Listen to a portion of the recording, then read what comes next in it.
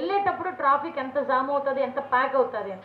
But ఎక్కడ కూడా ఒక చిన్న ఇన్సిడెంట్ కూడా లేకుండా, ఎక్కడ ఒక చిన్న మైనర్ ఇన్సిడెంట్ కూడా లేకుండా ఇమీడియట్గా నాకు తెలిసి 1 or 2 అవర్స్లో మొత్తం క్లియర్ చేసేసే పరిస్థితి కనిపించింది ఆ రోజు. హ్యాట్స్ ఆఫ్ మీ అందరికీ. వర్క్ డెడికేషన్ ఎలా ఉంటుంది, మా డిపార్ట్మెంట్ వర్క్ డెడికేషన్ ఎలా ఉంటుంది, డెఫినెట్గా మనం రాబోయే కాలంలో కూడా మంచి మంచి కార్యక్రమాలు చేయాలి. ముఖ్యంగా ఈ సీసీ కెమెరాస్ విషయంలో కూడా నేను ఒకసారి మన సిపి గారితో కూడా మాట్లాడి సీసీ కెమెరాస్ విషయంలో కూడా ఒక కొలికి తీసుకొస్తాం.